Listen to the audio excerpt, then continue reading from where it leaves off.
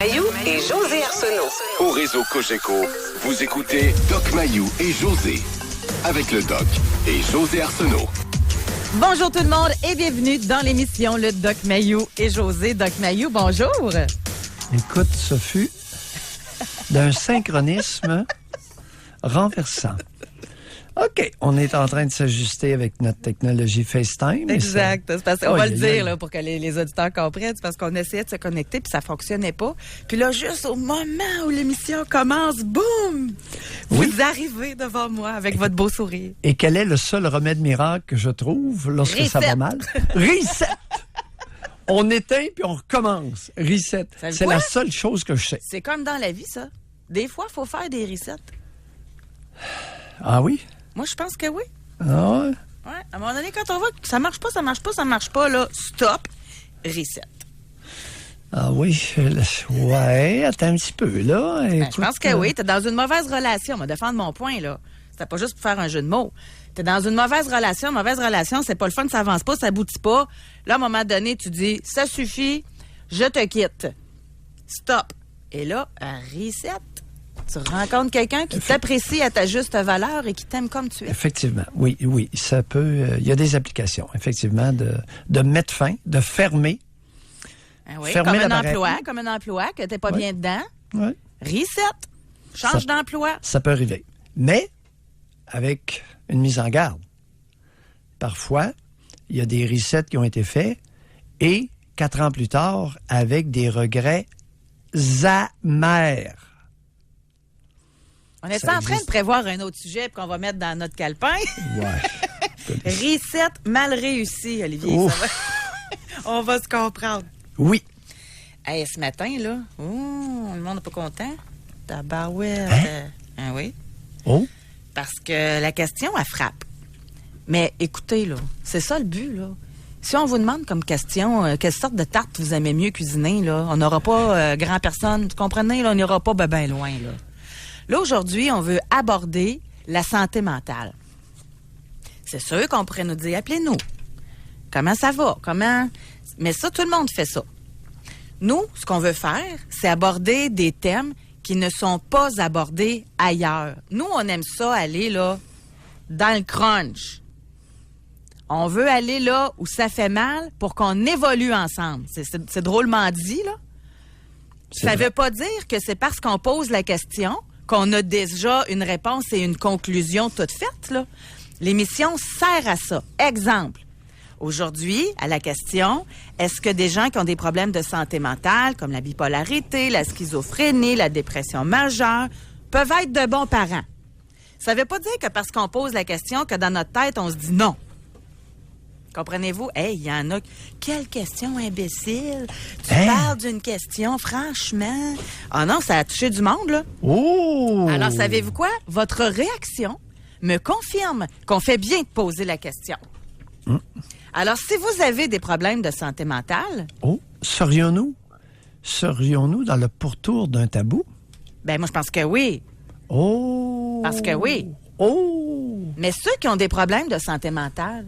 puis qui ont réussi à se faire suivre, à prendre des médicaments, à contrôler leur maladie, puis à être toutes là pour leurs enfants, chapeau. Puis moi, je vais dire de quoi tout de suite, là? Vous allez connaître mon point de vue. Moi, je suis certaine que ça existe des gens qui ont des problèmes de santé mentale, qui sont de meilleurs parents que des gens qui n'ont pas de problèmes de santé mentale. Définitivement. Bon. Tout à fait d'accord. Fait que ça, c'est ma position. Par contre, quelqu'un qui a un problème de santé mentale, qui prend de l'alcool, qui prend de la drogue, qui prend pas ses médicaments, puis qui fait des enfants, ben c'est un irresponsable. Ça, je l'assume, ce que je pense aussi là-dessus. Bon. Oui. Alors, ça, c'est moi. Oui. Maintenant, oui. Moi, je ne le savais pas.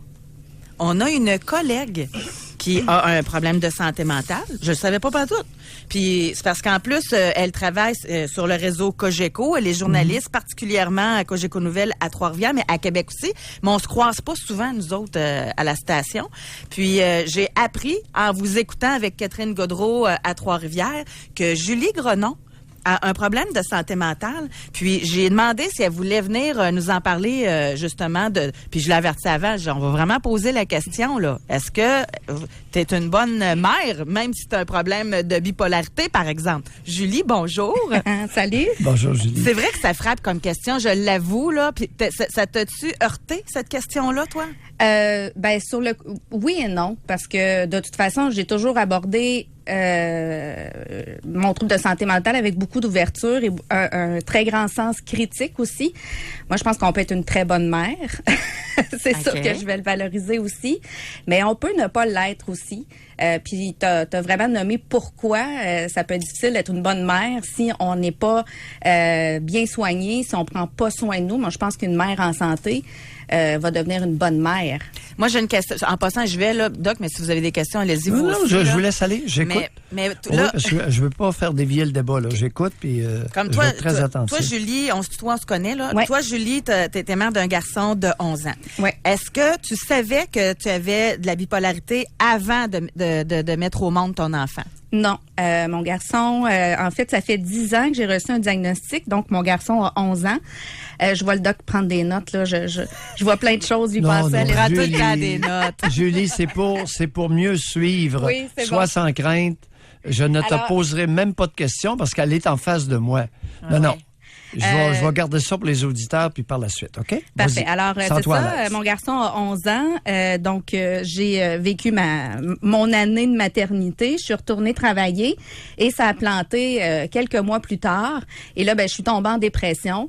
Et à ce moment-là, dans le processus, alors que j'étais suivie par mon médecin de famille, des signes finalement d'un trouble bipolaire sont apparus. Et je me rappelle plus trop c'était quoi ta question, mais T'as répondu. Je veux Ok, savoir parfait. si tu savais avant d'accoucher c'est ça. que t'avais. Et non, je l'ai su après. Et est venu après le processus de rétablissement, d'apprendre à vivre avec cette maladie-là. Mais attends, tu vas trop vite. Oui, vas-y. Bon, ça a été quoi les signes? Ça a été quoi qui t'a fait dire ou a fait dire à ton médecin que tu pouvais avoir de la bipolarité? Soudainement, j'ai fait un épisode d'hypomanie. Donc, j'ai eu un hop et ça faisait comme quelques semaines que j'étais là-dessus. Tu sais, quand soudainement, tu vas vraiment pas bien, mais vraiment pas bien. Là, tu sais, je disais que j'avais acheté un nouveau matelas puis il était déjà usé pour 3 ans là, parce que je dormais toute la journée, j'étais pas vaillante du tout. Et soudainement, ça va super bien. J'avais des projets, je m'intéressais à toutes sortes de choses. Je lisais, j'avais de la mémoire. Tu sais, j'étais capable de me concentrer sur quelque chose alors que la veille, j'étais plus capable. Et c'est ma psychologue à l'époque qui a découvert ça. Elle a dit, peut-être un petit peu, il me semble qu'il y a peut-être quelque chose qui fonctionne pas, peut-être avec ta médication ou on va évaluer ça. Alors, c'est vraiment dans cette année-là où on s'est aperçu, on m'a questionné, on a regardé un peu quel genre de vie j'avais mené. Et c'est à ce moment-là qu'on a su que j'avais ça. Comme mère, là. Ouais. Ça fait quoi? Ça t'a-tu remis en question? T'as-tu eu peur qu'on t'enlève ton enfant? C'était quoi tes premières réactions? Non. J'ai pas eu peur qu'on m'enlève mon enfant. J'ai un conjoint, il faut le dire, qui est hyper adéquat. Et d'ailleurs, c'est ce qui m'a motivée. C'était mon noyau familial. C'est vraiment ce qui m'a motivée à aller mieux, à être très autocritique face à ce qui m'arrivait. Et oui, de toute façon, les personnes qui vivent des dépressions, puis on parle de troubles de santé mentale, mais dans la vie, tu peux vivre une dépression, Oui. des moments plus difficiles, Oui. et tu vas te relever, et tu vas continuer ta vie par après, puis tu vas peut-être avoir changé des choses dans ta vie. Les gens vont se reconnaître là-dedans. C'est difficile. Moi, mon garçon, à l'époque, allait à la garderie. J'allais le chercher le soir. C'était mon chum qui allait le porter. J'allais le chercher à 4-5 heures. Puis c'est sûr que il était dans sa chaise haute. Puis, tu sais, j'étais couchée à côté. Je m'en occupais. J'étais adéquate. Le doc me dirait que non. Mais j'étais... je le surveillais. Ça a été ça cette année-là. Donc oui, surcharge pour mon conjoint, c'est sûr. Et graduellement, moi, j'ai pris du mieux. Et Maxence, je viens de le nommer, mais mon garçon a eu des périodes où sa mère était vraiment tripante, où je dansais, je chantais, on avait du fun et tout, puis d'autres périodes où j'étais plus fatiguée. J'ai beaucoup dormi dans cette période-là, mais ça a duré, je dirais, là, à partir du moment où il y a eu 2-3 ans, c'était beaucoup mieux. J'ai arrêté de boire aussi. Là, peut-être que je vais trop vite aussi. Non, c'est parfait. Ouais. Parce que, en fait, ça répondait à ma prochaine question. Il y a sûrement, tu sais, quand tu sais que tu as ça, tu as un enfant, tu veux donner le meilleur, puis là, je te connais en plus, tu sais, de ce que je connais de toi, tu sais, tu veux donner le meilleur de toi-même, etc. Fait que tu dis, OK, comment je peux améliorer là, mon quotidien, etc. Fait que toi, ça a été d'arrêter de prendre de l'alcool. Oui, j'ai cessé ça, justement, parce que je me rappelle bien cette journée-là où je me suis dit, ben là... Lui, il vit, là, tu sais, il se couche plus à 6-7 heures le soir. On a des soirées à passer ensemble, puis je suis en train de tout briser ça. Puis j'allais briser mon couple, j'allais briser tout mon univers au complet. Et j'ai arrêté ça complètement. Ça va faire 10 ans là, que j'ai pas bu une goutte. Ben ça va bien. Moi, mon rétablissement va bien. C'est sûr que 10 ans plus tard, rétroactivement, je suis capable de aujourd'hui, tu sais, des épisodes... J'en ai pas vraiment reconnu, mettons, depuis 6-7 ans. C'est assez stable, mon affaire. Mais être une bonne mère, oui, parce que je prends soin de moi, parce que je dors les heures que j'ai à dormir à toutes les nuits. Oui, je prends ma médication. Les gens, en tout cas, des fois, on dit on prend la médication, c'est comme pour rassurer les autres aussi, comme si c'était une garantie. Que la personne va bien aller. Mais oui, je fais ce qu'il faut. Okay. Je prends soin de moi. J'ai du fun avec mon gars. J'ai du fun avec mon chum. On est une belle bulle de famille ensemble. Et mon dialogue avec mon garçon est excellent. Tu sais, ça va bien. C'était un épisode difficile, une période difficile, mais en étant conscient des limites aussi. Et c'est sûr que j'ai beaucoup dormi.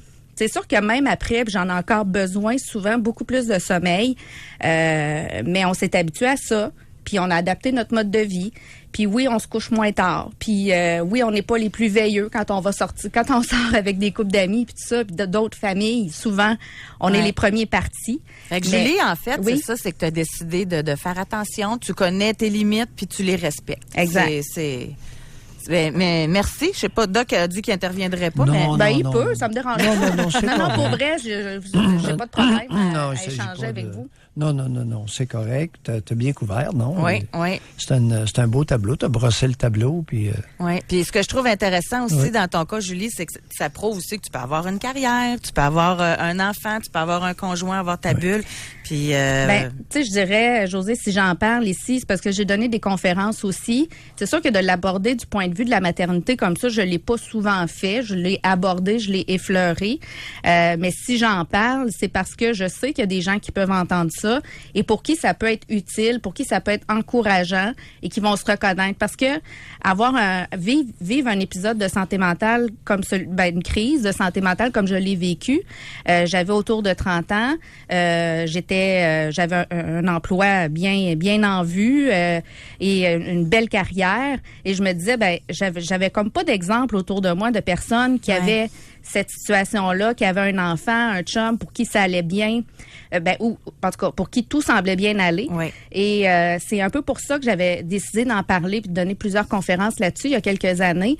Et si j'en parle encore ouvertement ce matin, c'est parce que je crois qu'il y a encore des choses à dire là-dessus, puis des gens qui, comme moi, ont vécu ça ou qui vivent ça actuellement. Et c'est un épisode difficile à passer. Puis oui, vous allez redevenir, vous allez être de bonne mère ou de bon père. Si vous faites les efforts. Il faut que vous preniez soin de votre santé. Merci, Julie. Attends un petit peu. Simplement rajouter que la pertinence, Julie, de ce témoignage-là concerne aussi beaucoup de débats devant les tribunaux où un des deux parents va essayer de soustraire l'autre à ses droits parentaux parce qu'il y a un antécédent psychiatrique. Alors, encore aujourd'hui, en 2018, on va essayer d'utiliser le diagnostic psychiatrique pour priver quelqu'un de ses droits lorsqu'on se chicane devant les tribunaux. C'est encore autant d'actualité qu'il y a 40 ans. Oui, je vous crois là-dessus. Je suis impliqué dans des dossiers. Ouais. C'est pour ça que j'en parle en pleine connaissance de cause. Merci beaucoup. Où je dois intervenir. Oui, merci Julie. Merci. Bye. On va aller à la pause, mais au retour, on a déjà Caroline qui va nous parler. Elle vient d'une famille de bipolaires. Elle est elle-même, puis elle a pas d'enfant. Elle a décidé de ne pas en avoir. On va l'écouter. Mais la question que je me pose dans les cas qui sont devant les tribunaux, là, c'est-tu des gens qui sont juste pas informés? puis qui ont vraiment peur pour la santé physique de leur enfant, ou c'est des gens méchants qui se servent de ça pour enlever la garde? Clairement, la deuxième affirmation. Ben non, parce que, par exemple, un couple a des enfants en garde partagée. Arrive un temps où un des deux parents déménage à l'extérieur de la région, demande de garde exclusive, et là, on va utiliser l'antécédent psychiatrique pour soustraire l'autre parent à une possibilité de garde exclusive. Non, écoute, c'est... T'as bien entendu, après quelques années de garde partagée, sans aucun problème. Il y a du monde qui aime ça, payer des avocats pour rien. La chicane fait ressortir des travers humains qui peuvent être moins jolis. On va à la pause. On a notre question à vous poser, bien sûr. Est-ce que vous pensez que des gens qui ont des problèmes de santé mentale peuvent être des bons parents? Et on s'adresse particulièrement à ceux qui ont des problèmes de santé mentale. Et carrément, à la question Spring au 25-226. Encore une fois, ce matin, on parle uniquement de ceux qui ont des gens dans leur famille ou vous-même qui êtes des gens avec problèmes de santé mentale. Avec votre expérience à vous. On veut le savoir carrément. Est-ce que vous considérez que vous êtes un bon parent? Est-ce que vous considérez que votre enfant est un bon parent? On veut y aller directement dans ceux qui vivent la situation. Pour rejoindre l'équipe du FM 93, composez le 670-9330. Jusqu'à 11h, au réseau Cogeco. Doc Mayou et José. Et José Arsenault. Avec le Doc et José Arsenault. Donc, aujourd'hui, dans l'émission, on aborde un thème que Doc Mayou connaît, mais comme peu en connaissent autant. Hein? On parle de santé mentale. Vous êtes dans le domaine depuis 38 ans. Vous êtes capable de faire des diagnostics, ce que ne vous ferez pas aujourd'hui parce que vous faites pas des diagnostics en ondes. Mais par contre, vous avez des histoires, des témoignages. Vous avez été en cours pour défendre du monde ou encore. Tu sais, vous avez l'expérience. Et encore. Là. Et je continue à faire des expertises psychiatriques. Ah oui, j'ai rencontré quelqu'un la semaine dernière qui était convaincu que j'étais radié. Mais non, je suis en pleine pratique pour adultes et vieillards. Parce que ceux qui entendent la nouvelle, j'ai été radié 7 fois. Oui. Alors, après quelques fois, la plupart ne regagnent pas leur titre professionnel, leur droit de pratique. Mais moi, je l'ai 7 fois regagné. C'est un record dans la province. Là. Alors, vous je suis êtes toujours... un battant. Hein? Mais non. La cause était noble. Ah, oui. Mais quand même, il a fallu que vous vous battiez pour la défendre. Oui, là. mais la cause était bonne. Oui. Et je represcris des doses élevées d'antipsychotiques depuis le 17 avril dernier. Je represcris, lorsque nécessaire, des doses très élevées ou des combinaisons d'antipsychotiques lorsque nécessaire au traitement de personnes sévèrement affligées de schizophrénie ou d'autisme. C'est pourquoi vous aviez été radié. Évidemment. On s'est excusé. Non. Ben, écoute. On vous a-tu remboursé pour votre défense? Non. Je fais juste poser la question, là. Écoute, seulement en termes d'amende et de pénalité, j'ai versé 118 000 $ au Collège des médecins. J'ai terminé le 15 décembre 2017, le dernier 5 000. T'en fais des chevaux, ça?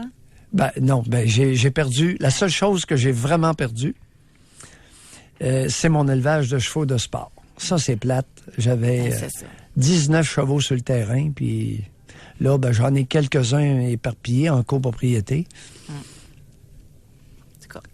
Mais ce n'est pas terminé. Parce que là, je veux réobtenir le droit de traiter des adolescents atteints de schizophrénie. Écoute, on m'a même dit que la schizophrénie chez les jeunes, ça n'existait pas. Hey, alors que l'an dernier, la compagnie qui manufacture le Latuda, qui est un excellent antipsychotique, soit dit en passant, mais pas tellement meilleur que plusieurs autres, mais aussi bon, a fait une étude sur l'efficacité et l'innocuité, c'est-à-dire la sécurité du Latuda chez les jeunes psychotiques à partir de 13 ans. Mais comment ils peuvent faire ça si ça n'existe pas?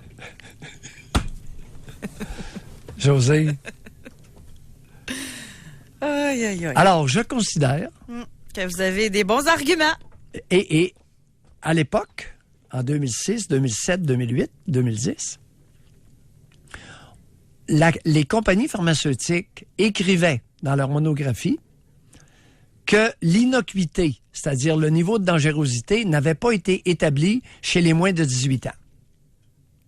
Maintenant que c'est établi, je veux l'utiliser. Alors, la maxime étant la suivante, ce qui a servi à me condamner devrait maintenant être utilisé pour m'exonérer. À suivre. Je l'ai pondu tout à l'heure, celle-là. Ah, c'est bon. Elle est bonne, hein? Ben oui, vous êtes Bon, inspiré. OK, je t'écoute. Non, on va écouter Caroline. Oui. Parce que notre question aujourd'hui, est-ce que des gens qui ont des problèmes de santé mentale, comme la bipolarité, la schizophrénie, dépression majeure, etc., peuvent être de bons parents? Caroline, bonjour. Bonjour, mise en contexte. Bonjour à vous deux, premièrement. Oui, bonjour, bonjour. Caroline. Allez-y. Je viens d'une famille de bipolaires. Plusieurs ont des diagnostics, du côté de ma mère, plusieurs ont des diagnostics, mais plusieurs ont décidé de ne pas suivre la posologie parce qu'ils croyaient pouvoir se traiter autrement avec du jus de carotte et autres trucs connexes. Il y en a une autre partie qui croyait, je cite, que les psychiatres étaient toutes des hosties. OK. Et un faible pourcentage se sont fait traiter. Moi, je fais partie de la catégorie qui s'est fait traiter et ma mère faisait partie de la catégorie qui préférait se traiter avec du jus de carotte, en tout cas. Donc, j'ai vécu avec une mère qui avait des excès de joie et de confiance en elle exceptionnelle, d'arrogance à fond et de dépression. C'était rarement entre les deux. Dans sa phase dépressive, dormait 10, 12 heures par jour facilement. Tout était de la merde. C'était effectivement très difficile de faire quoi que ce soit avec elle, peu importe l'activité. Et parfois, elle virait bout pour bout. Dans l'autre pôle, c'est-à-dire où elle dormait à peu près pas, elle avait des projets, elle se prenait pour Superwoman. Et elle était dans ces moments-là très, très, très agressive. C'est dans ces moments-là que j'ai mangé le plus de claques de mornif. Et avec mon expérience, je suis diagnostiquée, bon, on s'entend, je prends ma médication. À quel âge vous avez été diagnostiquée, Caroline? À quel âge aviez-vous? Ça a été un peu complexe. J'ai eu un premier diagnostic, j'ai 30 ans, premier diagnostic à 25 ans, un deuxième diagnostic qui annulait le premier à 27. Puis là, à 30 ans, je suis fixée comme en tant que bipolaire. OK. Et quand je regarde comment ma mère a été avec moi, même si on s'entend, je crois que c'est possible d'être bipolaire et d'avoir un bon parent, j'ai pas envie de répéter l'expérience. J'ai pas envie de prendre le risque de peut-être faire vivre à un enfant ce que j'ai vécu. Est-ce que ces problèmes de comportement venaient de la bipolarité ou juste que c'était fondamentalement une genre? Ça se dit-tu une genre? Une genre? Une genre, peut-être? Une genre, non? Non. On traitait souvent les épais, là, les hommes épais de genre, mais s'il y a le pendant féminin. Une genre, J-A-R-S, le mort loi. Une genre. Oh boy. Oui. Ben, faudrait trouver un autre mot, là. Elle était carrément méchante. OK. Ne craignez pas d'accord. d'utiliser. Elle était violente, elle vous frappait. Alors, elle avait des périodes d'agressivité, de violence, elle était méchante. Ah oui, mais elle a même menacé de tuer des animaux de compagnie, des fois. Comment? Oui, quand elle menaçait de tuer des animaux de compagnie. Oh, yeah. Quand elle me demandait mes leçons, les soirs où ça rentre un peu moins bien, parce que si j'avais pas la bonne réponse, quand ça fait une couple de fois qu'elle me posait la question, elle prenait son pouce, son index en forme de fusil, elle mettait ça sur la tête de l'animal, elle me disait, si t'as pas la bonne réponse, l'animal va être tué. C'est assez stressant. Savez-vous ce qui doit être embêtant? On met tout ça sur le compte de quoi? Tu sais, il y en a qui doivent dire, malade. Elle a un problème de santé mentale. Faire la différence entre la maladie et la méchanceté dans ce temps-là, hein? Oh, ça peut ne pas être facile. Parce qu'effectivement, Caroline, il y a beaucoup de mères méchantes au Québec qui n'ont aucun diagnostic, aucune maladie mentale. Alors, la méchanceté existe per se, c'est-à-dire par elle-même. Mais ça peut aussi être la maladie? Ben, écoute, la maladie, ça rend-tu méchant? Oui, ça peut. Alors, lorsque quelqu'un est psychotique, perd contact avec la réalité, cette personne-là devient imprévisible. c'est-à-dire pouvant faire n'importe quoi. Ben, c'est pour ça, en passant, en posant la question, je me suis rendu compte moi-même que c'était épais comme question, parce Non, qu'il y en a non, qui non. tuent leurs parents, fait que oui, ça rend méchant, là. Ça peut rendre très violent. Particulièrement, est-ce que votre mère a déjà déliré? Oui, délirée. Elle disait qu'elle était, je cite, en contact direct avec le Créateur. Elle parlait de Dieu, là, j'imagine. Et qu'elle était en contact direct, qu'elle pouvait discuter avec lui. Mais elle n'était pas tout le temps comme ça. C'était dans des moments où tout s'accélérait pour elle. J'imagine qu'elle était en high. C'est-à-dire, oui, c'est que il y a des individus qui peuvent avoir des variations d'humeur sans être psychotiques, qui gardent contact avec la réalité, mais ça fluctue beaucoup d'une journée à l'autre ou même d'une demi-journée à l'autre. On appelle ça de l'hypomanie. Maintenant, il y a des individus qui peuvent verser dans un épisode maniaque, c'est-à-dire avec perte de contact avec la réalité, et peuvent délirer. Alors oui, lorsqu'elle prétendait qu'elle était en contact direct avec le Créateur, on s'entend pour dire que ça se pourrait très bien que c'était une idée délirante de grandiosité, n'est-ce pas? Effectivement, il ne faut surtout pas essayer de l'ostiner parce que le oui. colère devient bicuplet. Exactement. Il y a même des psychiatres ou des infirmières psychiatriques à l'occasion qui vont essayer d'agir comme agent de réalité face à un individu qui délire. C'est très dangereux à ce moment-là de se faire sauter dessus. Alors, je le dis pour ceux qui nous écoutent, là. Oui. Oui, vous avez raison. Oui. C'est pas exagéré, là, votre affaire. Vous l'avez vécu. Exact. Hey, mais merci beaucoup de nous avoir parlé. Merci de la contribution. Merci. Ça fait plaisir. Au revoir. On va aller à la pause tout de suite, Doc. Au retour, continuez. Moi, ça m'intéresse beaucoup. Il y a une auditrice, d'ailleurs, elle dit, c'est sûr qu'il y en a qui vont tout appeler pour dire que c'est des bons parents, mais ça serait le fun d'entendre des enfants aussi qui ont eu des parents atteints de maladies mentales. Tu sais, d'avoir cette réalité-là. Caroline a fait exactement ça. Puis elle a décidé de ne pas avoir d'enfants, justement, parce que ce qu'elle a vécu, c'était pas vraiment drôle, là. Donc, si vous êtes un enfant de parents atteints de santé mentale, appelez-nous pour nous en parler. Si vous l'êtes aussi, si vous voulez communiquer avec nous. José, dans le cas de Caroline, là, elle se reproduit. Disons qu'elle a 2-3 enfants. T'as entendu la description qu'elle a faite de la famille maternelle? Méchante gang de craqués? Et je le dis respectueusement, là. Aviez-vous entendu ça, vous, du jus de carotte pour soigner la bipolarité? Pour vrai, là, ça... Non, ça c'est dans les remèdes de grand-mère? Non, jus de carotte, ça, c'est bon. Mais pour la santé mentale? Jus de carotte, ça, c'est pas grave. Non, c'est plein de sucre là-dedans. Jus de carotte, c'est pas grave. Et les psychiatres, c'est tous des hosties. Ah, ça, c'est plus grave. Je l'ai entendu. À des degrés différents. J'en ai entendu de toutes les couleurs. On va à la pause. Pour rejoindre l'équipe du FM 93, composez le 670-9330. Doc Mayou et José Arsenault. Avec le Doc et José Arsenault. Au réseau Cogeco. Je suis en train de lire un courriel parce qu'aujourd'hui, on parle de santé mentale. Est-ce que les gens qui ont des problèmes de santé mentale, comme la bipolarité, schizophrénie, dépression majeure, peuvent être de bons parents? Et par texto, on a une femme, elle dit, j'ai 47 ans, j'ai mon bureau de droit. 3 ans passés, j'ai fait une grosse dépression. Je croyais que j'étais juste tout simplement fatiguée, mais j'avais perdu intérêt dans mes activités quotidiennes. Je dormais beaucoup. Je me suis trouvée incapable de fonctionner. La santé mentale est toujours en 2018 un sujet tabou et on a des préjugés sur ces gens. Le bureau le barreau du Canada me tiennent toujours responsable de ne pas avoir communiqué avec eux dans mon creux de ma dépression. Et ne peuvent pas comprendre que c'est une maladie déshabilitante. Elle dit, j'ai toujours été un bon parent, mais étant seule, ça a été une période assez difficile. Oui, alors, il y a la maladie, mais il y a aussi le trouble. Alors, soyons prudents ici, n'allons pas trop vite, tranquillement. Oui, ça existe, un débalancement biologique du centre de l'humeur dans votre cerveau. Et c'est génétique. Alors, c'est une faiblesse génétique qui apparaît à un moment donné dans votre vie. Toute dépression n'est pas de la bipolarité, n'est pas nécessairement une maladie. Ça peut être un trouble qui est une réaction à souffrance refoulée pendant l'enfance, vie insatisfaisante à moyen terme. Une vie insatisfaisante à moyen terme peut amener à un état de dépression, de découragement. des problèmes financiers. Alors, il y a tout ça, là. C'est vaste. Ouais.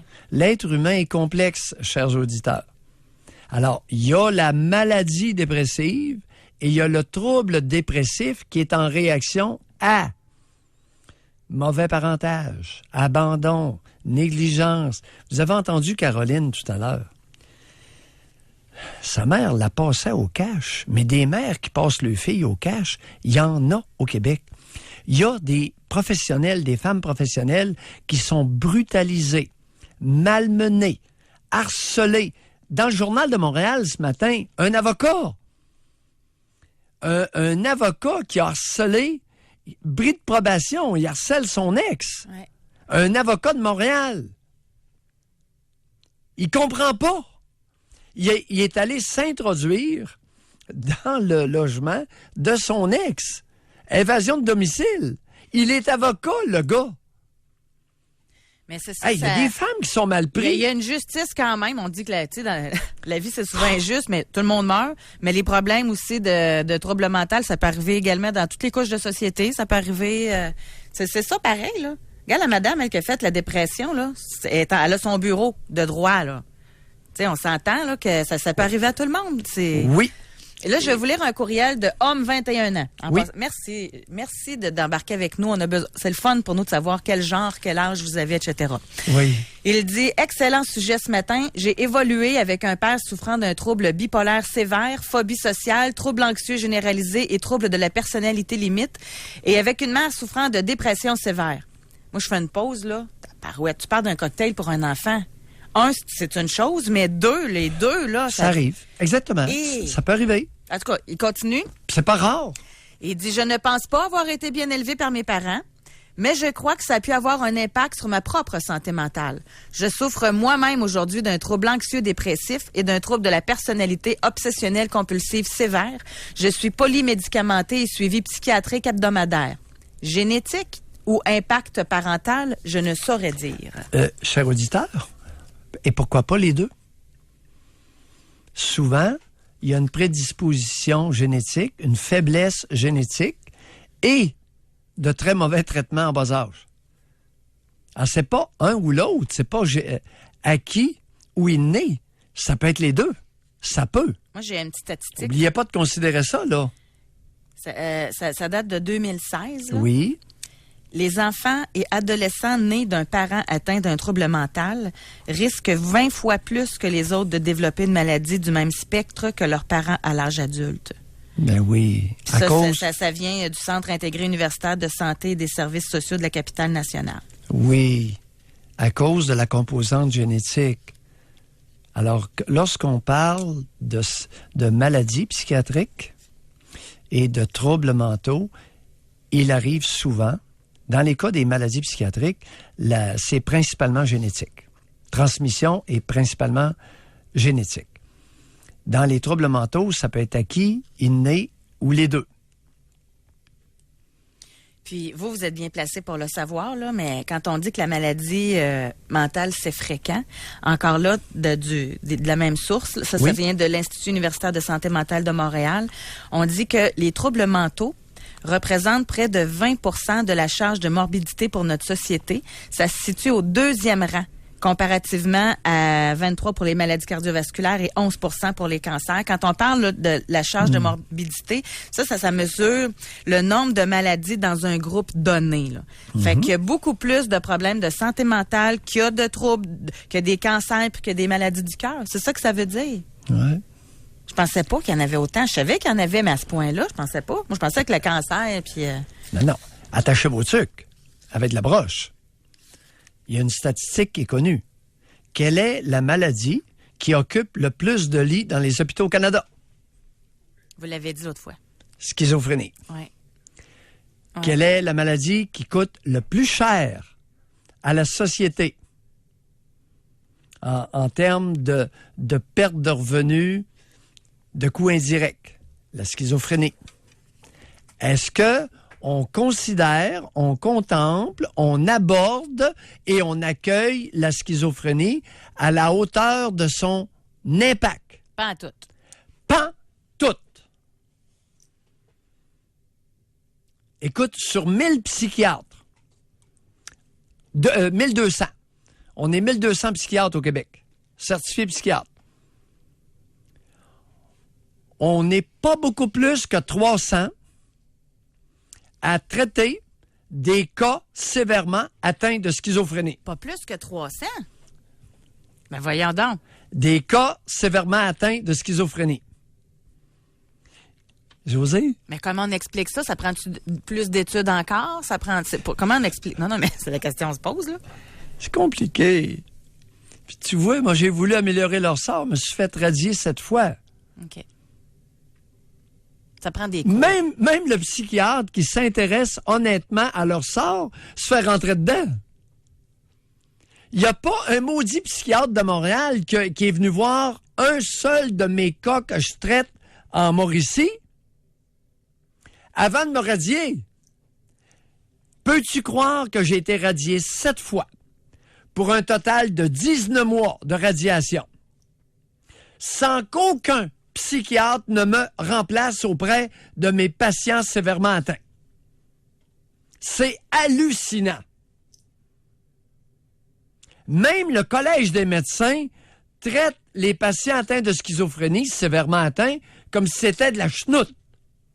Le Collège des médecins. Mais encore là, c'est trop complexe. Ils veulent pas faire de faux pas. C'est quoi? S'ils étaient venus évaluer mes cas, Il aurait vu que ça fonctionne. il aurait vu qu'une belle prise en charge, un bon suivi, les patients vont mieux, les dossiers sont bien faits. Il aurait fait quoi pour me radier s'il avait constaté ça? OK. Puis là, il emmène 2-3 psychiatres de Montréal, puis on va évaluer les cas de Mailloux. Est-ce que le diagnostic est bon? Ça n'a pas été fait. Est-ce que le traitement est adéquat, même si c'est des mégadoses? Est-ce que les effets secondaires sont bien contrôlés? Zéro. Et puis ensuite, si on le radie, mettons que Mailloux est mauvais, on le radie, compte tenu de la nature de la maladie psychiatrique. Puis il y a des cas là-dedans qui ont agressé, qui ont tué, qui ont fait toutes sortes d'affaires. Compte tenu de la nature, que plusieurs d'entre eux ont été criminalisés. Première chose qu'on va faire avant de le radier, on va envoyer quelqu'un de Montréal. Hein? On va envoyer quelqu'un de Montréal, un savant, un éminent psychiatre, 2-3, pour prendre en charge la clientèle de Mailloux. Jamais fait. Ça, là, puis il est arrivé Fait que des vos incidents. patients ont été abandonnés. Il est arrivé des accidents. Alors, j'ai des patients qui allaient bien, puis qui se sont ramassés en prison suite à des agressions. J'en ai un colosse, 6 pieds 2, un athlète naturel. Ça me gêne pas de le dire. Il faisait partie des chefs d'infraction. Je lui donnais 3 antipsychotiques. Une piqûre, puis deux antipsychotiques oraux. Suite à une de mes radiations, il a abandonné son traitement et il a frappé une femme d'un coup de poing en plein visage. Une pure inconnue. Je le prends pas. Et c'était un des chefs d'infraction. On me reprochait une utilisation intempestive des médicaments. Le gars était dangereux. José. Il était contrôlé. Et, écoute, impec, depuis plusieurs années. Je le prends pas. En tout cas, vous devez avoir un petit calepin, vous aussi. Prenez des notes, là. Peut-être plus tard, ça vous servira. Écoute, imagine-toi donc... Pas besoin de calepin. le calepin, là... Vous avez tout en tête. Ouf! Hey, Doc, on doit s'arrêter. Ouf! On va aller à la pause. Parlez-nous, je sais, encore une fois, puis on fait exprès par ça, là. Je m'excuse pas de ça, mais on a des sujets qui sont tabous. Alors, c'est sûr que nos lignes à nous, là, ça c'est pas plein tout le temps parce que ça prend du courage de nous appeler pour en parler. Ouais. Comme personne ayant un problème de santé mentale, vous considérez-vous bon parent? Comme personne ayant un problème de santé mentale, avez-vous décidé de ne pas avoir d'enfant parce que vous aviez peur de ne pas être un bon parent? Avez-vous eu des parents ayant un trouble de santé mentale? Qu'est-ce que ça a donné? On va à la pause, on vous parle après. Oui. Pour rejoindre l'équipe du FM 93, composez le 670-9330. Doc Mayou et José Arsenault. Avec le Doc et José Arsenault. Au réseau Cogeco. On parle de santé mentale aujourd'hui, mais surtout de l'adulte parent qui a, ça se dit, je me dis parent qui a des enfants, ça va ensemble, là, c'est un pléonasme, mais est-ce que c'est possible d'être un bon parent quand on a un problème de santé mentale? Juste avant d'aller parler à Vincent, femme 31 ans. J'ai vécu avec ma mère qui a toujours eu des troubles mentaux, mais jamais diagnostiqués. On lui disait dépression, épuisement, etc. pour finalement être diagnostiqué TPL à l'âge de 45 ans. Donc, toute ma jeunesse, j'ai vécu des traumatismes dus à ses comportements dangereux, colériques, impulsifs. De plus, elle était alcoolique et très négative. Elle n'aimait pas sa vie. Aujourd'hui, je dois travailler sur moi-même avec une psychologue car j'ai beaucoup de mauvais souvenirs de mon enfance. Ma mère, depuis son diagnostic, va beaucoup mieux avec une médication adéquate à son trouble. Mais il a fallu 45 ans avant que ça change. Et elle a 4 enfants et elle a perdu la garde des 4. Ouais. Tout est dans la discipline de prendre ses médicaments aussi, hein? Lorsque nécessaire, et tout en étant très prudent, chers auditeurs, en psychiatrie, il y a aussi beaucoup d'erreurs diagnostiques. C'est pas facile faire un diagnostic en psychiatrie, particulièrement de TPL. Il y a des psychiatres qui, malheureusement, posent des diagnostics mus davantage par leur irritation ou le mépris envers le patient que par... C'est grave, là, ce que vous dites. On va vous laisser recommencer. Il peut arriver que certains psychiatres vont poser un diagnostic intempestif, prématuré, comme, entre autres, le diagnostic de TPL, parce que irrité ou même courroucé par le patient. Ça peut arriver. Les psychiatres sont des êtres humains. Fait que pour se débarrasser, ils vont dire, tiens, c'est ça que t'as. Prends ça. Maintenant, il y a un autre pourcentage de psychiatres qui sont expéditifs et n'ayant pas suffisamment investigué la personne qui est devant eux, vont poser un diagnostic trop rapide. Donc, avec un risque d'être erroné. Tout ça existe en psychiatrie. En fait, c'est comme dans tous les métiers. Il y en a des bons puis il y en a des pas bons. Il y en a des vaillants, il y en a qui sont pas... Et tout en... J'allais dire... Parce que là, on joue avec la santé du monde, là. Tout en reconnaissant que la psychiatrie est une science inexacte. Et ça, je vais devoir en témoigner très prochainement, là, encore. Répéter... Il me semble qu'au prix que vous êtes payé, là, vous pourriez vous forcer un peu. Non, mais pour vrai, vous avez des gros salaires parce que vous jouez avec la santé des gens, là. Fait qu'au prix que vous êtes payé, moi, je m'attends à ce que les psychiatres fassent des investigations puis qu'ils prennent leur travail à cœur. C'est sûr qu'à 200 pièces de l'heure, là, c'est payant. On va aller parler avec Vincent qui nous appelle de Vallée-Jonction. Bonjour, Vincent. Oui, bonjour. Oui. Vincent. M'entendez-vous? Oui. Oui. OK, parfait. Alors. Oui. Alors, vous, Vincent, vous êtes bipolaire, est-ce qu'on me dit? Oui, je suis atteint de maladie bipolaire. En fait, on dit pas qu'on est bipolaire, mais on est atteint de la maladie, justement. Atteint de la maladie. Moi, j'ai actuellement 28 ans. J'ai été diagnostiqué à l'âge de 16 ans en trouble psychotique, en train de faire une psychose. Puis, depuis cette psychose, j'ai été hospitalisé 3 fois, là, à la fin de ces psychoses-là, finalement. Et puis, tout le long là, ben moi, en fait, j'ai été diagnostiqué à 16 ans. Donc, j'ai commencé un traitement de médicaments lithium tous les jours. Tous les jours, je vais prendre mon lithium. Et puis, j'ai toujours continué à le prendre. Et puis, il y a 4 ans, j'ai eu ma première petite fille, qui a maintenant, justement, 4 ans, là, Océane. Et puis, ça va super bien. Et puis, dernièrement, il y a 16 mois, j'ai eu mon deuxième enfant, Nathan. Alors, regardez, Vincent, votre conjointe, vous êtes père de 2 enfants. C'est pas vous qui les avez eus, là. J'insiste là-dessus. Les hommes n'accouchent pas, Vincent. Alors, j'ai eu, là, non. Vous êtes père, vous avez été père d'une première petite fille. Ensuite, vous êtes père d'un deuxième. C'est votre conjointe qui accouche, là. On va laisser ça aux femmes, d'accord? On va dire on. Oui. Bon, ça, c'est déjà mieux. Oui. C'est bon. Quel genre de mère elle est, votre conjointe? Ah, une très bonne mère. Elle est présente. Et puis, justement, ce qui m'aide dans tout ça, moi, c'est vraiment de l'avoir elle. C'est sûr qu'elle a un métier, elle est préposée aux bénéficiaires, elle travaille de soir. Donc, moi, je dois compenser aussi les soirs d'être avec les enfants. Et aussi, je suis entrepreneur, donc j'ai une entreprise que je gère aussi. Oui. Et aussi deux autres avec mon père. C'est toujours prendre la médication. Toujours, moi, c'est une maladie que j'ai acceptée environ à 18-19 ans. Et ça, de l'avoir accepté, ça a déjà fait plusieurs pas d'avance. Vincent, est-ce que vous prenez d'autres médicaments que le lithium? Ben, actuellement, j'ai une petite pilule qui m'aide depuis la dernière hospitalisation en 2015, Zyprexa, qui m'aide à stabiliser, disons, d'arrêter de penser la nuit. C'est une pilule que je gère moi-même, soit j'en prends une pilule complète ou une demi, et puis cette pilule-là, ben, c'est avec l'accord du mon psychiatre. On la gère quand je sais que je vais avoir beaucoup de travail à faire, je l'en prends moins, puis quand je sais que je vais être trop en train de penser la nuit, bon, je vais prendre une pilule complète. Et surtout, ne l'oubliez pas. Surtout après 3 hospitalisations en psychiatrie, n'oubliez pas votre Zyprexa. OK? OK. Vous la gérez, mais sans jamais l'oublier. D'accord? Exactement, oui. Bye, Vincent. Merci On lâche beaucoup. pas. Merci de votre appel. Il y a des individus qui sont tenaces.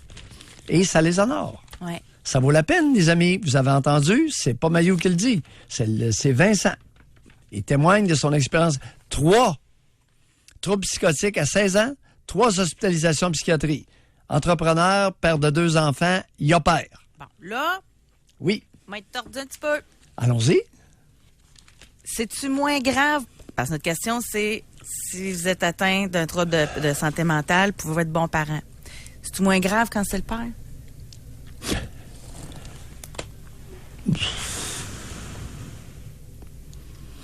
À première vue, oui. À première vue, oui. Maintenant, il y a des mères que je traite qui ont déjà fait des accès psychotiques puis qui font des très bonnes mères aussi. OK. On a avantage à être vraiment prudent ici, là. OK. J'ai pas de chiffre là-dessus. À première vue, ça nous sécurise de dire, OK, si jamais le père connaît un autre épisode psychotique, ça dépend de l'âge des enfants. C'est parce qu'on n'arrête pas de parler, vous n'arrêtez pas de parler de l'importance de la mère dans l'enfance. Ouais. Fait que je me dis, si la mère est adéquate, si elle est présente, si elle est là, le père a des troubles peut-être, mais au moins la mère est là solide. Mais à l'inverse, si en bas âge, le père est solide, mais la mère est toujours en psychose. José, l'enfant, le bébé, le nouveau-né, le bébé, le bambin, le jeune enfant, a vraiment besoin, pour se développer, évoluer, d'une femme maternante. Quelle qu'elle soit. Peu importe le lien de sang. OK. On va à la pause. Pour rejoindre l'équipe du FM 93, composez le 670-9330. Doc Mayou et José. Avec Doc Mayou et José Arsenault. Au réseau Cogeco. Est-ce que vous vous considérez un bon parent malgré le fait que vous ayez un trouble de santé mentale? C'est notre question aujourd'hui. On va parler avec Mélanie de Saint-Alexis-des-Monts. Bonjour Mélanie. Allô, vous deux. Mélanie, bonjour. Bonjour. Oui, moi j'ai un trouble bipolaire. J'ai 42 ans. J'ai 3 filles, dont une de 22 ans, une de 15 ans et une de 11 ans. Et je dois dire que avant d'avoir mon diagnostic vraiment posé, ça l'a un petit peu. Je pourrais pas dire qu'avec ma première, ça a été mon meilleur coup. Racontez. C'est que là, j'ai eu un enfant très jeune, j'avais 20 ans, puis tout en ayant ce trouble-là, avec mes hauts et mes bas, j'en faisais vivre un petit peu toutes les couleurs, parce que je me suis séparée à la naissance du père de ma fille. Pourquoi vous êtes séparée? Là, j'étais toute seule avec elle, passée par des moments de découragement, d'euphorie. Il y avait aussi consommation d'alcool et drogue. Quelle drogue vous preniez? Cocaïne. Vous étiez dans la poudre? Oui. Et séparé à la naissance, pourquoi? Pourquoi avez-vous quitté le père? Parce que moi, tout ce que je voulais à 20 ans, c'était avoir un enfant. Non. Mélanie, pourquoi vous l'avez quitté? C'est vice caché. Non, c'était avec lui que je consommais. Bon, est-ce que c'était votre fournisseur? Pas nécessairement, non. Est-ce que c'est lui qui vous a introduit? Bon accompagnateur. Est-ce que c'est lui qui vous a introduit à la poudre? Oui. Bon. Est-ce que vous saviez que c'est souvent le cas? On est dans un cliché ici. Non. Ben, je vous le dis. Alors, la plupart des femmes qui se poudrent le nez ont été introduites à la poudre par le conjoint. Imaginez-vous donc, par le chum. C'est quoi cette affaire-là? Rarement par une autre femme. Ouais. Et la même chose pour les amphétamines. Les gars, ils sont forts là-dessus. Je me drogue, je t'en offre. Puis ça te coûte rien. Ils payent en plus. Puis nous autres, les nounous, on dit oui. Ouais. Mais là, continuez, comment ça a évolué ensuite? Ensuite, je me suis repris en main. Mais ça a pris au moins 5-6 ans. Donc, ma première fille avait, disons à l'époque, là, ça a pris 5 ans, là, vraiment de folie de haut et de bas, sans trop savoir où je m'en allais. J'avais pas de métier. J'étais enfant unique, premièrement. Donc, j'avais tout le temps l'impression de décevoir mes parents avec ce que je faisais, mais je comprenais pas mon attitude. Je pouvais, là, dans une semaine, avoir des projets d'envergure. Après ça, non, je foutais tout en l'air, puis je faisais plus rien, puis là, j'étais découragée, puis je pleurais, puis c'était des périodes noires aussi, tentatives de suicide, tout ça, là. Jusqu'au jour où j'ai rencontré, je peux dire, l'homme de ma vie, là. Ça fait 20 ans qu'on est ensemble. Lui, il consommait pas, c'était un bon garçon, puis tout ça. Il m'a remis sur les rails, sauf que j'avais toujours mon comportement avec mes hauts et mes bas, autodestructeur, l'euphorie, des fois, là, avec, là, pour ça, on a eu ma deuxième fille, qui a présentement 15 ans. Elle m'a trouvé drôle sur un temps, hein, parce que des fois, là, maman, elle dansait dans le salon, comme Julie racontait tout à l'heure, là, c'était des fois des parties en plein après-midi, mais après ça, c'était maman, elle s'écrase pendant 3 jours, puis elle fait plus rien, tu sais. Ouais.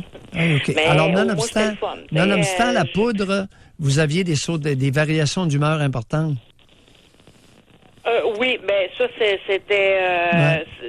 ça faisait plus partie de ma vie, là, mais ça continuait les hauts et les bas, là. On a bien compris. C'est bien expliqué, c'est bien présenté, Mélanie. Ouais, les hauts et les bas continuaient, même s'il n'y avait plus de poudre. Oui, exactement. OK. Puis les premiers temps, c'est sûr que je mettais ça sur la faute de la consommation. Oui, exact. Mais ça tournait pas rond, là. Il y avait tout le temps quelque chose qui fonctionnait pas, là. Mais je savais, j'étais pas capable de mettre le doigt sur le bobo. Est-ce qu'il y en a dans votre famille qui avaient des troubles de variation d'humeur exagérés? Avec le recul, je dois dire que probablement ma mère. Mais c'est pas diagnostiqué. Oui. Il y a beaucoup de personnes qui ont des troubles d'humeur, entre autres, qui n'ont jamais été diagnostiqués. Et je vois régulièrement des femmes qui n'ont jamais consulté pour des symptômes psychotiques et qui souffrent de schizophrénie, jamais traités, puis ils ont 40 ans, 50 ans. Ça arrive de temps en temps que je suis confronté à ça. Même des troubles de schizophrénie. Puis moi, ce qui m'a un petit peu sauvé aussi, là, je dois dire que ça a été mon retour aux études. Oui. Quand j'ai pris ma vie en main, là, j'ai décidé de m'en aller dans le domaine de la santé. Oui. Donc aujourd'hui, je suis infirmière auxiliaire. J'ai quand même bien réussi. Mais il y avait tout le temps des épisodes dépressifs. Même si j'avais un bon emploi puis tout ça, là, il y avait tout le temps un moment dans l'année Souvent, là, c'était avec l'automne. Là, on me disait, c'est peut-être des dépressions saisonnières, tu sais. Non, c'est les dépressions saisonnières, ça n'existe pas, ça. Ah. C'est que quand quelqu'un... Vous le savez mieux que moi. Lorsque quelqu'un est dépressif, il y a une récurrence dans un temps de l'année, c'est tout de même à investiguer sérieusement. Non, la dépression saisonnière reliée à la baisse de la luminosité, là. En Islande, ils ont 6 mois avec à peu près pas de soleil, et puis il n'y a pas plus de déprimés là qu'ailleurs. Donc, l'histoire de la lumière, là, hey, arrêtez ça en quelque part, OK? Mais moi, je me fiais à ce qu'on me disait. Hein, ben oui. Je dis beaucoup de choses. C'est pour ça qu'on en parle aussi. Oui. On va se quitter là-dessus, Mélanie. Merci beaucoup de nous avoir parlé. OK. Ouais. Bye-bye. Bonne journée. Au revoir. On va à la pause, Doc. Au retour, ça va être notre dernière partie de l'émission. Oui. Continuez de nous écrire, continuez de nous téléphoner aussi, réservez votre circuit téléphonique. Est-ce que vous croyez... ce qui est intéressant, c'est quand on parle à des gens qui le vivent, là. Vous considérez-vous un bon parent, malgré le fait que vous ayez un problème de santé mentale? José? Oui. As-tu remarqué? On n'a pas de téléphone de personnes qui nous parlent de schizophrénie. Et tu n'en auras pas beaucoup dans tes... Est-ce que tu en as quelques-uns dans tes... En texto, il y a quelqu'un qu'on va lire tantôt qui nous parle de son conjoint. Comment expliquez-vous ça? Mais écoute, c'est la maladie qui demeure la plus taboue au Canada. Et ça, je la comprends pas. C'est important, chers auditeurs, d'en parler tranquillement de la schizophrénie. Mais j'ai une question pour vous. D'en parler respectueusement, ça se peut-tu de façon accueillante. Qu'il y ait moins de schizophrènes qui ont des enfants que de personnes qui ont des... Je pose la question, je suis pas dans le domaine, là. Oui. Mais il y a peut-être plus de gens qui ont... Il faut faire attention. Tantôt, on se les fait dire. Pas qu'ils sont bipolaires, mais qu'ils sont atteints de bipolarité. Oui, puis c'est bien dit, ça. Donc, est-ce que... Il y a plus de gens atteints de bipolarité qui ont des enfants que de gens atteints de schizophrénie qui ont des enfants. Oh boy, ça, c'est une question qui m'a jamais été posée. C'est peut-être pour ça que ça appelle moins. Attends un petit peu. Mais je peux te dire, dans ma pratique, que beaucoup de personnes qui souffrent de schizophrénie qui sont parents d'enfants. C'est pas rare, là. Hommes et femmes. Appelez-nous. Ça serait intéressant de terminer l'émission avec vous. Oui, on va en parler parce que c'est important d'apprivoiser. C'est une maladie qui fait peur. Écoute, des idées délirantes de persécution avec hallucination, là, entendre des voix, puis avoir des visions, c'est pas toujours jojo. On va à la pause. Pour rejoindre l'équipe du FM 93, composez le 670-9330. Doc Mayou et José Arsenault. Le Doc Mayou et José, c'est le Doc et José. Au réseau Cogeco. Alors, c'est le temps de poser vos questions. C'est la dernière partie de l'émission sur ce sujet. On parle aujourd'hui des parents qui ont des problèmes de santé mentale. Est-ce qu'ils peuvent être de bons parents? Je vais vous lire ici un message que nous avons reçu. Attendez un petit peu. Je me suis accrochée dans mon piton. OK. Alors... J'ai vécu avec ma mère de nombreuses années jusqu'à mes 21 ans. Elle était bipolaire non diagnostiquée. Je le sais parce que sa mère souffrait de la maladie mentale et que sa sœur aussi doit être médicamentée pour être fonctionnelle. Un jour, elle avait des grands projets. Elle achetait des billets d'avion sur un coup de tête, dépensait de bons montants pour des billets de spectacle, me disait que j'étais un bon fils, qu'elle était heureuse de m'avoir. Le lendemain, elle me demandait d'augmenter ma limite de carte de crédit pour l'aider à payer ses folies. Me hurlait dessus, me lançait des objets pour des niaiseries de choix de sauce à spaghetti. Un jour, alors qu'elle était dans un down après une dispute, j'ai emprunté son auto comme d'habitude pour aller à l'école. Elle m'a menacé d'appeler la police et de déclarer le véhicule volé. Elle disait que j'attendais juste qu'elle crève pour tout ramasser. Elle disait à tout le monde que sa famille était contre elle, qu'elle n'avait jamais rien fait. Pendant des années, j'ai cru ces histoires et elle m'a monté contre mon père et sa famille. Elle nous a fait mentir à la DPJ pour obtenir la garde complète lorsque ma sœur et moi étions jeunes. J'avais adopté des comportements agressifs et je dénigrais les gens. Le jour où j'ai décidé de partir et de quitter ce milieu toxique, je l'ai payé cher. Diffamation à mon sujet sur Facebook sur le mur de tous mes contacts. Menace à ma blonde. Son nouveau chum, elle le change aux 3 mois, m'a appelé sur mon cellulaire personnel pour me menacer. Je recevais 100 textos par jour, plus 12 appels. J'ai dû tout enregistrer pour me bâtir des preuves au cas où je devrais me défendre. Elle a engagé des poursuites aux petites créances non justifiées. Heureusement, après 1 an et demi, 30 jours avant de passer en cours, elle s'est désistée. Il ne fallait jamais aborder le sujet de la maladie mentale car ça la faisait exploser. C'est niaiseux car pour un loyer presque gratuit, j'ai enduré des comportements abusifs et ça a déteint sur moi. Un parent souffrant de bipolarité ne peut pas être un bon parent s'il n'est pas soigné. Ça peut être vrai dans bien des cas. Merci de nous l'écrire. Et la même chose vaut pour la schizophrénie. La schizophrénie non traitée efficacement peut être incompatible avec le rôle de parent. Il y a un point qui est bien Par important. contre, ben oui. Très important. Par contre, la schizophrénie traitée efficacement est tout à fait compatible avec le rôle de parent. Je dis bien tout à fait. Mais ça, c'est important de le dire. T'sais, on peut avoir des préjugés, là. Quand on entend parler de schizophrénie, souvent, c'est d'un journaux, là. Parce que ça a mal tourné, parce qu'il y a eu de la violence, parce qu'il y a eu des délires, parce qu'on entend rarement parler de cas que ça va bien. Les drames avec la schizophrénie, généralement, c'est des hommes, OK? Des hommes non traités, atteints de schizophrénie non traités, ou atteints de schizophrénie avec utilisation de drogues, comme cocaïne, amphétamine, PCP. Bon. À l'occasion, cannabis. Mais cannabis, on va être plus prudent. Parce que oui, il y a des psychiatres qui prétendent que le cannabis peut déclencher une psychose de novo par lui-même. Et il y en a d'autres qui sont plus prudents, dont je suis. Tandis que cocaïne, amphétamine, ecstasy et PCP, ça vous... Quelqu'un qui a la génétique pour faire la schizophrénie, il va la faire. Mais, juste avant qu'on ait parlé avec Noémie, Oui. là, une femme qui est en relation ou un homme qui est en relation avec quelqu'un atteint de schizophrénie, qui voit son psychiatre, qui suit ses traitements, aucun problème d'avoir des enfants avec cette personne-là. Bon, maintenant, attends un peu. Là, on va s'interroger sur la génétique, la transmission génétique de la schizophrénie, qui est, à ce que je sache, très particulière.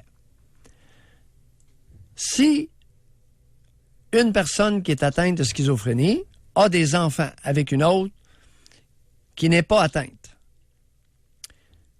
un enfant sur 10 peut faire la schizophrénie. OK. Si les 2 parents sont atteints, ça monte à 4 sur 10. Hey, OK. Ça monte pas à 8 sur 10, là. OK. Alors, C'est à là, réfléchir. vous devez réfléchir à la transmission. Un des 2 est atteint, l'autre ne l'est pas. Le risque est de 1 sur 10 enfants. Admettons, là, pour bien comprendre la statistique, vous avez 10 enfants, le risque est de 1 sur 2, 1 sur 10. On va aller à Magog parler avec Noémie. Bonjour, Noémie. Salut, ça va bien? Ben Bonjour, oui, Noémie. on vous écoute. Vous avez 26 ans, Naomi, puis vous avez une question pour Doc Mayou. Oui, j'ai 24 ans, en fait. OK. Moi, ma question, c'est de savoir si, avec la maladie affective bipolaire, si ça serait bénéfique d'avoir des enfants en tant que femme, parce que je trouve que peut-être en tant qu'homme, c'est plus facile de gérer ça, mais en tant que femme, il y a l'accouchement. Tu sais, moi, je me posais plein de questions. Dans le fond, c'est sûr que si j'ai un enfant, il va falloir que, tu sais, quand je vais le porter, après ça, quand je vais accoucher, est-ce que je vais avoir une dépression postpartum? Tu sais, je me pose plein de questions. Est-ce que je vais tomber en manie? Tu sais, je comprends, je prends du lithium de façon régulière. Je suis bien suivie. J'ai un suivi serré avec mon psychiatre et mon infirmière en santé mentale. Mais il y a tout le temps des petits moments, ça m'est arrivé de vivre beaucoup d'anxiété ou d'avoir aussi des... tu sais, quand je prends pas d'antipsychotiques, moi, dans le fond, j'ai déjà eu des symptômes psychotiques. Fait que, tu sais, je me dis, est-ce que je serais comme... est-ce que ça serait, dans le fond, pas correct de mettre un enfant au monde en sachant que j'ai cette maladie-là? C'est sûr que je vis avec depuis l'âge de 18 ans, puis tu sais, j'ai fait beaucoup de cheminement, mais quand même, c'est ça ma question, là. Noémie, est-ce que vous en avez discuté avec votre psychiatre et l'infirmière? Un petit peu. Mon infirmière m'a dit que ça serait possible que j'aie des enfants. Elle m'a pas dit que je devrais pas en avoir, là. Est-ce que vous en avez discuté avec votre psychiatre? Non, pas directement, parce que je me sens plus plus proche de mon infirmière en santé mentale. Noémie, avez-vous réalisé ce que vous faites aujourd'hui? Vous avez un psychiatre et qui vous suit depuis quelques années. Et vous appelez un parfait inconnu qui connaît rien de votre cas avec une question extrêmement pertinente. Qu'est-ce qui se passe avec votre psychiatre? Ah, ben non, il se passe rien dans le sens que je suis à l'aise avec lui aussi. C'est juste que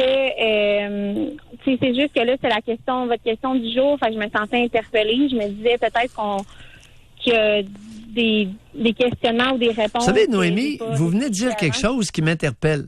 Vous dites, avec mon psychiatre, il se passe rien. Je pense que vous avez raison.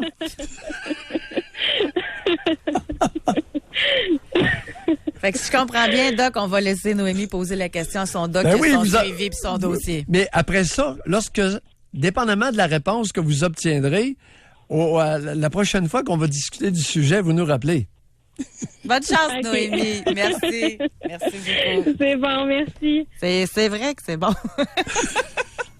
Hey, j'ai un message rapide avant de terminer. Il se passe rien. Oui, je suis bien d'accord. Ouais, Les mots. Les mots.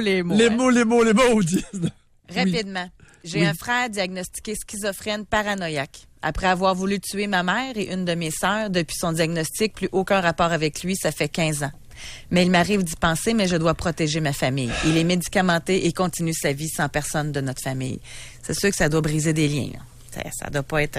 Il y en a qui l'ont pas facile du tout, là. Tu sais, t'es mère, ton propre fils, parce qu'il y a un problème de santé mentale grave, veut te tuer. Ou tuer ta fille.